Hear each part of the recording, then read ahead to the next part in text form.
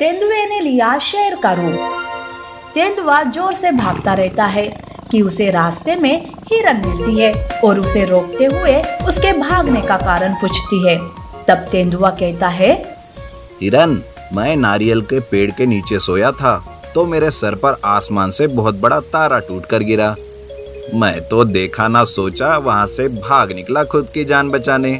क्या भरी दोपहर को आसमान से तारा गिरा? अरे बेवकूफ तेंदुए, तुम कोई सपना तो नहीं देख रहे थे ना? सपना? सपना? हाँ शायद, पर अरे बेवकूफ तेंदुए, ऐसे दिन में सपने देखते रहोगे तो यही होगा। वैसे ये रोज रोज दिन में सपने देखना बंद कर, पागल कहीं के। हिरन हंसते हुए वहाँ से चली जाती है। तेंदुआ सोचते हुए उस नारियल के पेड़ के पास जाकर देखता है तो उसे नारियल गिरा हुआ दिखाई देता है। तब वो सोचता है, सही कह रही थी हिरन, सच में मैं बेवकूफ हूँ, इसलिए सब मुझ पर हंसते रहते हैं। पर मैं ऐसा क्या करूँ कि सब मेरी वाहवाही करे। तेंदुआ ऐसे सोच में जाते रहता है कि एक जगह पर सारे जानवर किसी बड़ी समस्या पर बातें कर रहे होते हैं। तेंदुआ भी सारे जानवरों के पास जाता है। वहाँ वो हाथी की बात सुनता है। पता नहीं हमारे शेर महाराज कहाँ चले गए।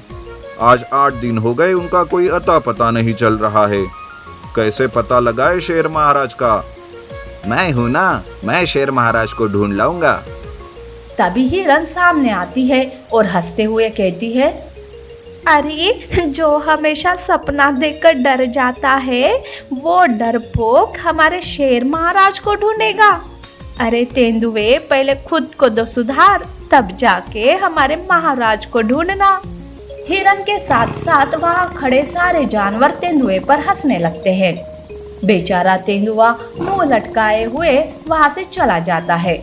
थोड़ी दूरी पर जाकर तेंदुआ खुद से कहता है, अरे सारे जानवरों को तो मेरी कोई कदर ही नहीं है, वो मुझे बेवकूफ और पागल समझते हैं। मैं ना शेर महाराज को ढूंढकर सबके सामने लाऊंगा, तभी वो मेरी सारी वाहवाही करेंगे। तेंदुए की बात बाघ सुन लेता है और वो उसके पास आकर कहता है, अरे बेवकूफ तेंदुए, शेर महाराज अब कभी वापस नहीं आएंगे। और हाँ, आज से मैं ही इस जंगल का राजा हूँ, इसलिए मेरा ये आदेश है कि तू मेरी सेवा कर और ये बात सारे जंगल में फैला दे। अरे नहीं, बिल्कुल नहीं, मैं कभी भी तुम्हें अपना राजा नहीं समझ सकता, कभी नहीं। तुम्हारी इतनी हिम्मत कि तू मुझे मना करे? रुक जा, मैं तुम्हें अभी सबक सिखाता हूँ। बाघ तेंदुए के पीछे पड़ता है। तेंदुआ बाघ से बचने के लिए जोर जोर से भागने लगता है। बाघ पीछे ही छूट जाता है।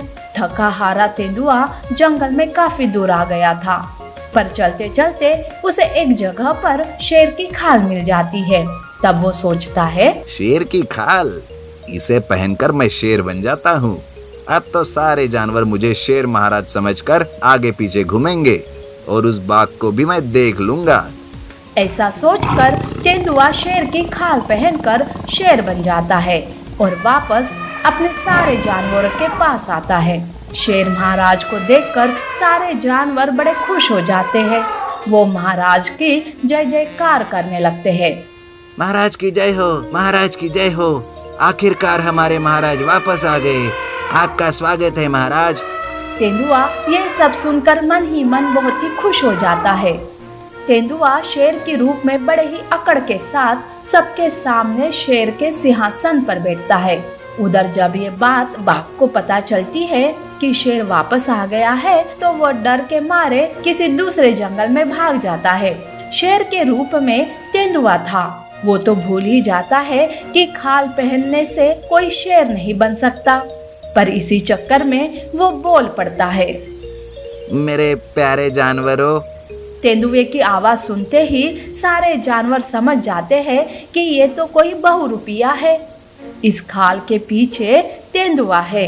हाथी तुरंत तेंदुए की खाल अपनी सूंड से निकाल फेंकता है तो सामने तेंदुआ आता है। सारे जानवर उसे भला बुरा कहने लगते हैं। तेंदुआ वहां से मुंह लटकाए जाने लगता है। तब हिरन कहती है, तुम कितनी भी कोशिश कर लो तेंदुए, पर तुम रहोगे बेवकूफ के बेवकूफी। शेर की खाल तो पहन लिए पर शेर नहीं बन सकते, और तुम जैसा बेवकूफ तो कभी शेर बन ही नहीं सकता। अब तो तेंदुआ ये सुनकर और भी नाराज हो जाता है और सबकी बात सुनकर वहां से चला जाता है।